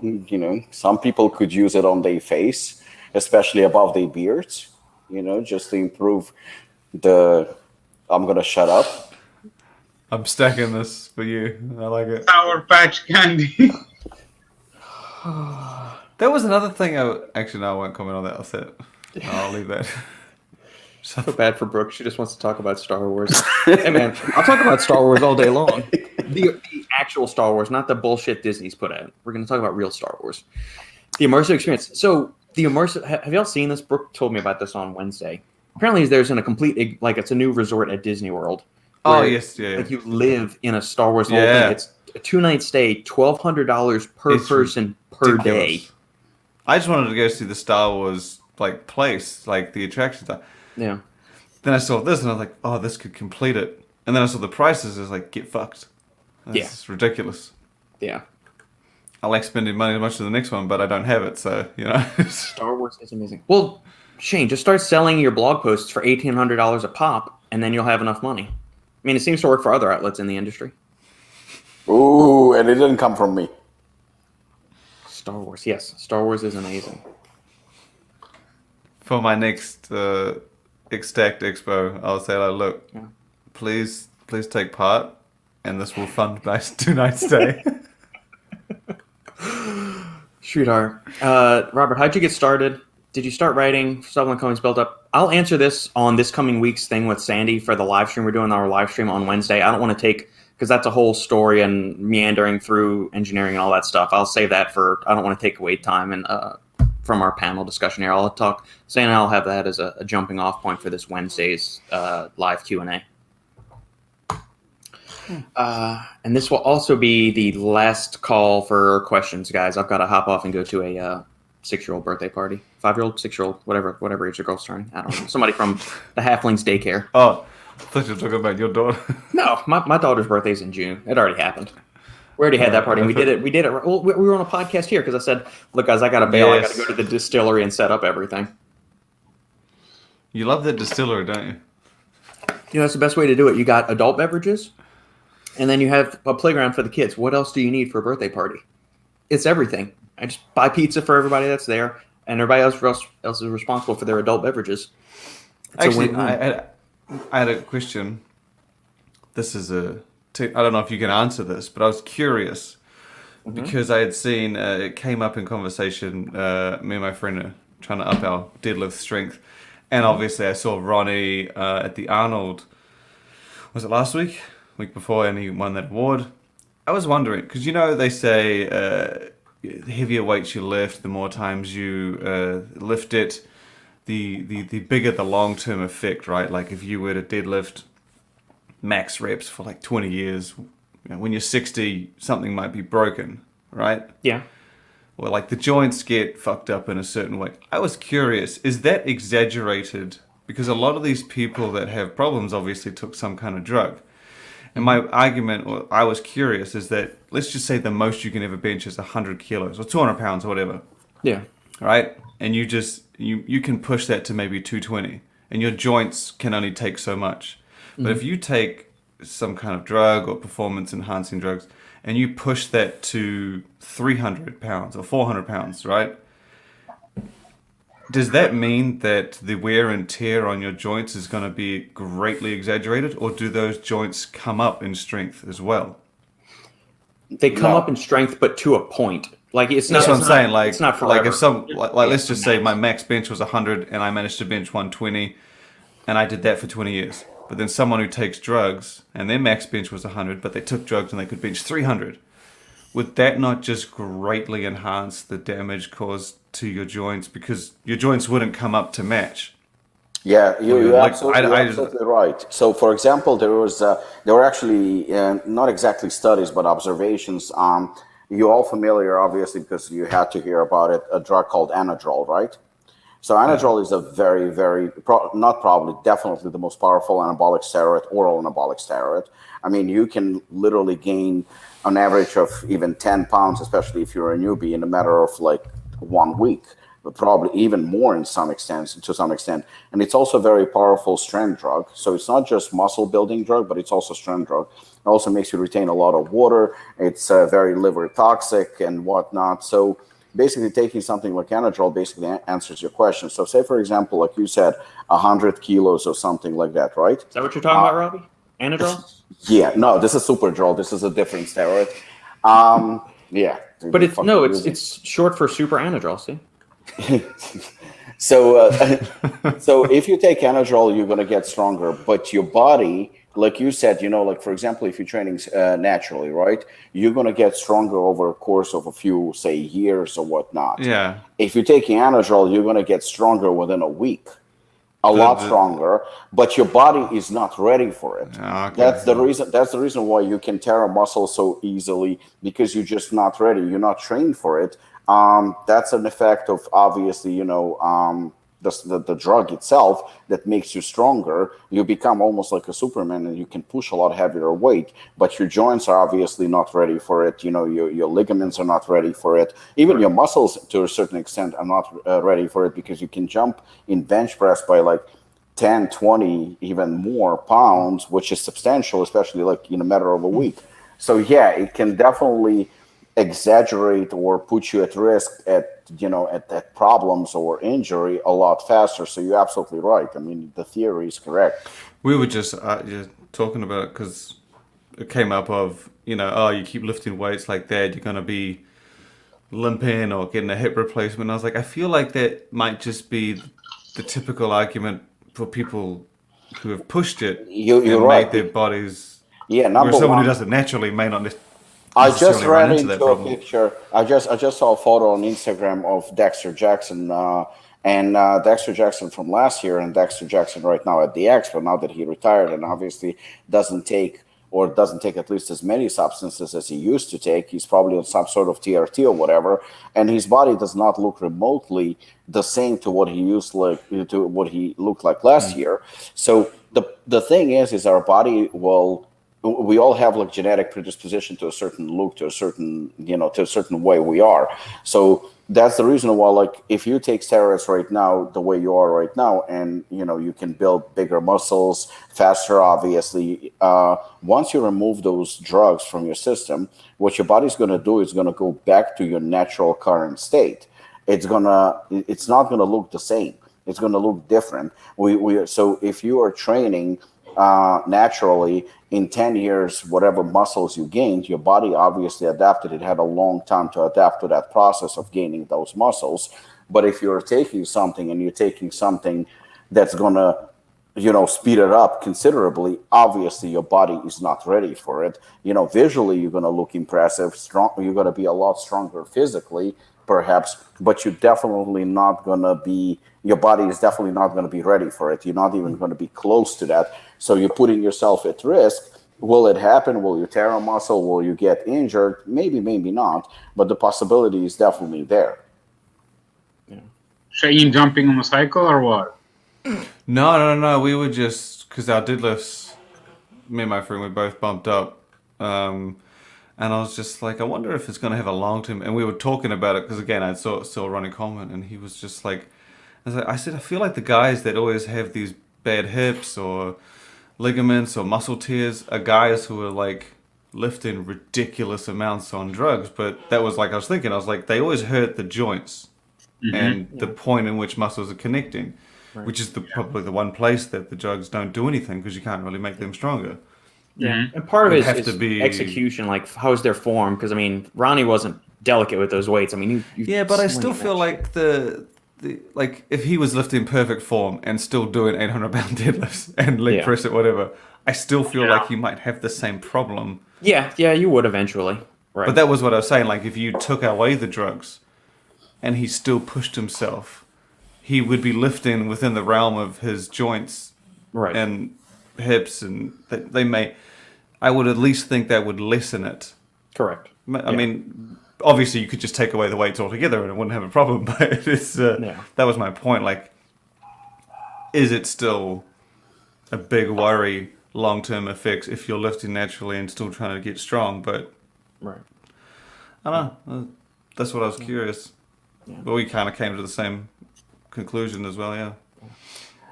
Last questions. Are you guys a fan of raunchy humor? To a certain extent, yeah. I mean, we just talked about a supplement that gives you fat loads. Yeah, I mean, there's I guess it depends on the way it's delivered and who's doing it. Like, some people I find funny and they're raunchy. Some people try to be raunchy and it just doesn't come off funny. Like Melissa McCarthy is a huge example. I don't find her funny at all. I find her very obnoxious. But other people can be raunchy and you would find. I think she's hilarious. Yeah, I've never liked her. So anyway, Shane, you get to do the outro. I can do the outro? You do. Okay. Thank you for listening, everyone.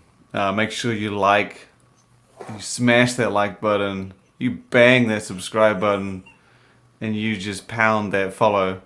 And make sure you do the notification bell so you get alerted when shit happens. And if you are short on supplements, you can head to apollonnutrition.com for a fat, nasty, discount. Oh no, outrageous Olympia discount. Oh no, okay, sorry, discount. I was trying to add the discount at the end. I didn't know when you were finishing. Discount using the code Final Scoop. Final Scoop. Final Scoop. Links down below. Okay, links down below. All right. Make sure to subscribe to the Stacked 3D podcast, available on iTunes and all other pertinent podcast perusing platforms. And thank you all for joining us. We appreciate it. You got any questions that we haven't addressed here? or if you're catching this on replay, email the supplementengineer@gmail.com or hit up Robbie, Shane, or Lukasz at their preferred places of contact. Thank you all, and we'll catch you next time on the Final Scoop. Sweet.